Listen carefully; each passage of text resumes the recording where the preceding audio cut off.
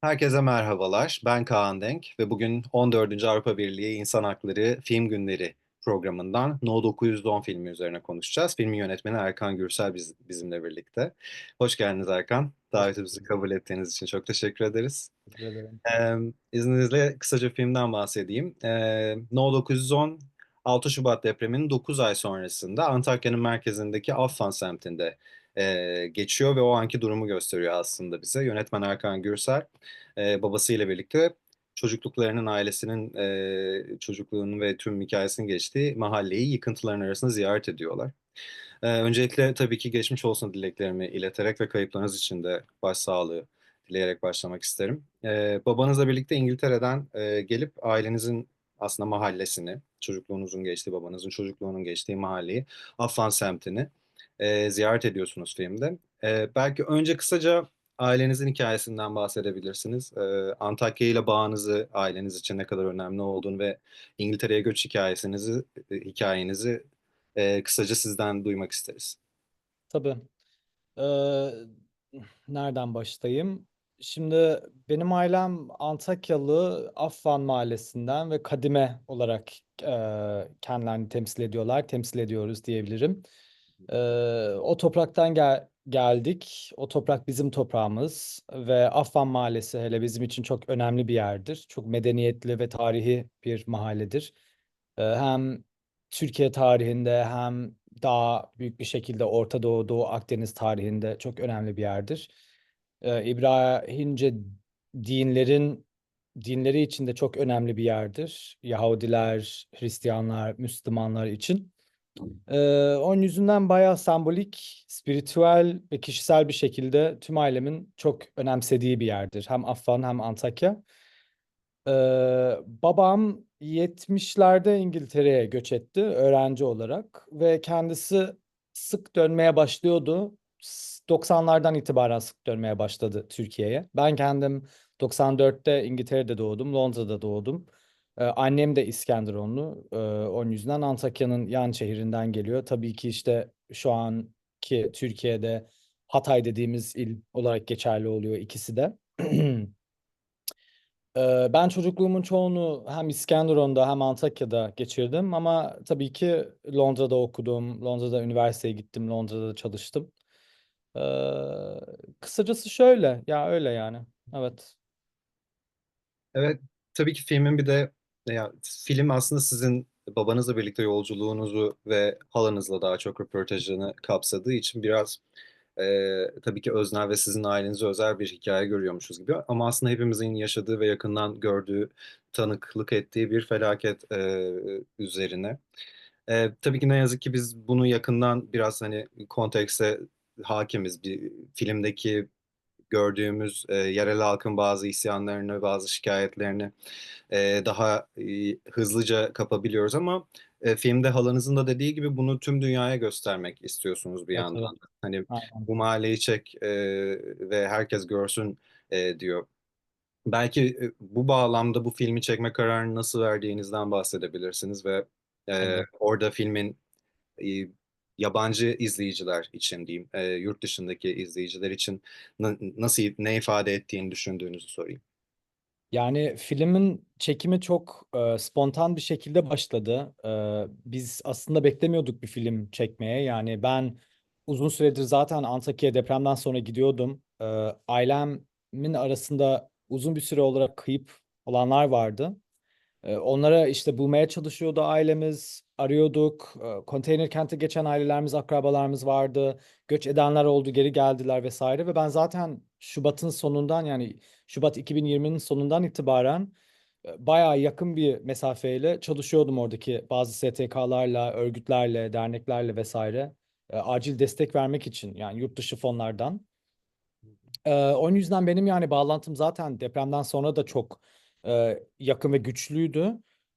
Ve ben çok daralmaya başladım bir noktadan sonra. Çünkü tabii ki Antakya'dan diyelim Ankara'ya gidiyorum veya İstanbul'a gidiyorum. Yani bir noktada hayat devam etti herkes için. Yani Antakya, İskenderun dışı ya da deprem bölgesi daha e, geniş bir alanda diyeyim yani. Maraş'ta dahil, Malatya'da dahil. Yani bu depremden etkilenmeyen iller ya da bölgeler Türkiye'de 2-3 gün sonra o anmayı bırakıp devam ettiler hayatlarına. Tamam, bunu anlıyorum ama bu çok büyük bir afetti ve afetten sonra bir politik ve sosyal bir krize de dönüştü. Yani İngilizce'de we say humanitarian catastrophe, bayağı öyle bir şey oldu. Yani büyük bir afet oldu. Bu nedenle işte ben ne bileyim Instagram'ımdan işte çekimler yapmaya başladım kısa kısa. Başka insanlar da bunu çok yaptı tabii ki kendi sosyal medya hesaplarından. Fakat işte Ankara'ya gittiğimde, İstanbul'a gittiğimde veya Londra'ya döndüğümde insanların ilgisini yeterince çekmediğini düşünüyordum bunu. Yani diyelim ki 10 saniye, 15 saniye bunu paylaşıyorum. Yani geçip gidiyor, insanlar unutuyor. Bir noktada kendim için dedim ki ben o zaman yanıma bir kamera alayım ve böyle arşivleyeyim. Çünkü bir arada kesinlikle buna döneceğiz ve kesinlikle şu anki yaşananları hem kendimize hem etraftakilerimize hem ülkedekilerine hem de yurt dışındakilerine göstermek isteyeceğiz. Bunu derken işte kamerayı elime aldığım an babam konuşmaya başladı bir sunucu gibi. Otomatikman tarihin hakkında konuşmaya başladı. Hem Affan'ın hem Antakya'nın. Zaten görüyorsunuzdur yani babam daha tarihi bir noktadan, sosyal bir noktadan yaklaşıyor. Yani kendisi de açıkçası biraz yabancı oldu Antakya'dan. Yani 40 sene, 50 seneye yakın yaşamamış kendisi bu şehirde. Ve tabii ki gidip geliyor. Ben de gidip geliyorum ama biz bir noktada artık diaspora olmuşuz yani. Hele ben Londra'da doğduğum için. Bu nedenle işte o kamerayı elime aldığım an ve babam bir sunucu olarak ilerlediğinde aklıma geldi biraz. Okey, belki bunu bir filme çevirebiliriz. Ama yine işte yani düşünmemiştim açıkçası öyle bir şey yapacağımı. Tabii ki sonra halam geldiğinde kameranın önünde kendiniz de gördüğünüz gibi halam kameranın önünde çok rahat. Ve o sokaklara ne kadar hakim olduğunu çok rahat bir şekilde gösteriyor. Yani filmin başlangıcında bile halam ekranın önüne gelmeden komşuları diyor evet Sıdıka'yı herkes tanır bu mahallede. Yani gerçekten mahallenin muhtarlarından bir tanesi. O mahallenin toprağında doğup büyümüş birisi. Affan Mahallesi çok tarihi bir yer zaten. Antakya da zaten çok tarihi bir şehir. Ve ben bunu işte bir noktada artık temsil etmek istedim, göstermek istedim insanlara. Bu nedenle işte halam kameranın önüne geldiğinde ve bayağı ağır konuştuğunda ve onun rızasıyla tabii ki dedim okey ben bununla bir film herhalde yapabilirim. Bu nedenle işte inanılmaz bir ekiple Ankara'da, İstanbul'da bunu bir filme çevirdik. Gök Akkel, Tersu Sinema, Pelin Anılan, eski SGY'de genel koordinatörü. Aynı zamanda işte uzmanlar vardı, kurgu uzmanı, ses uzmanı vesaire. Alanda çalışanlar vardı. Onlarla birlikte işte bunu bir filme çevirdik. Aslında 2 gün bir çekimden 48 dakikalık bir belgesel çıkartmış olduk ve bu bayağı DIY bir şekilde de gerçekleşti. Yani fonlarımız vardı bir noktada tabii ki bizi desteklemeye. Çünkü bu bir araştırma projesi olarak gerçekleşti zaten. Ondan sonra işte bir belgesele çevrildi. Yani benim başka bir kaynaktan gelen fonlarımı kullandım. Doria Feminist Fondu diye. Ve yani spontan bir şekilde dediğim gibi gerçekleşen bir şey oldu. Ve bu bence en önemlisi budur. Çünkü zaten baştaki yaşanan afet de bir noktada spontandı. Yani bunun üstüne çok kurgu yapmak ya da çok dikkatli bir koordine edilmiş bir şekilde ilerlemek biraz sahte oluyor bence. Çünkü gerçekleşen durumlar çok aniden oldu ve aniden kararlar verilmesine gerek kaldı. Aniden insanlar enkaz altında kaldı. Ve bu nedenle bunu yani biz temsil edeceksek, bu tecrübeleri biz temsil edeceksek bunlar yani planlanmış şeyler olmamaları lazım. Spontan, duygudan gelen, öfkeden gelen, dayanışmadan gelen e, bir şekilde gerçekleşmesi lazım olduğunu düşünüyorum.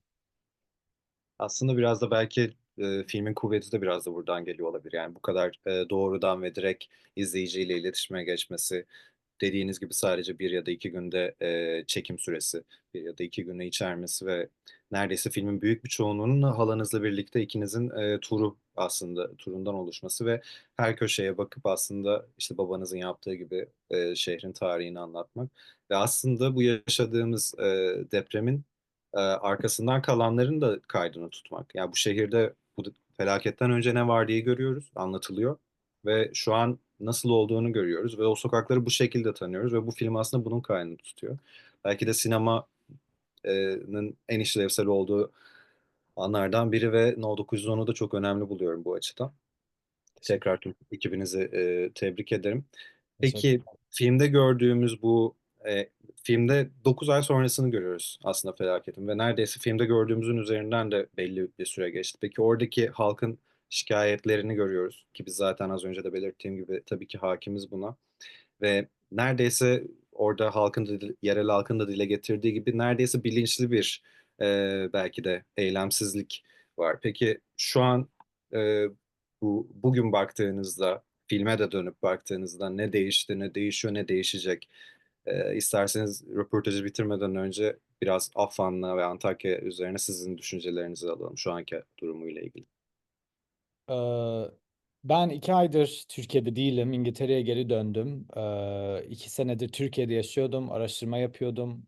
Şu an işte İngiltere'de bunun üstüne çalışıyorum. Cambridge'deyim. Londra'da üniversitedeyim. Cambridge'de üniversitedeyim aynı zamanda. Onun yüzünden bir noktada artık benim fikirlerim kavramsal oldu. 2 aydır orada olmadığım için. Ama şöyle size söyleyebilirim. En son ben Ağustos'ta bulunmuştum. Ve her gün tabii ki takip ediyorum ne olduklarını. Yani bizim kültürümüz, tarihimiz tehlike altında şu an. İnsanlar kesinlikle mücadele etmeye çalışıyorlar. Diyelim ki Dikmece'de zeytin ağaçları topraktan çekiliyor. Buna karşı bir mücadele var. İnsanlar Instagram'da bunu paylaşıyor. Veya enkazlar bir yere dökülüyor. Asbestos var. Suyun içine girip insanlar zehirleniyor Samandağ'da, Swaidia'da yani.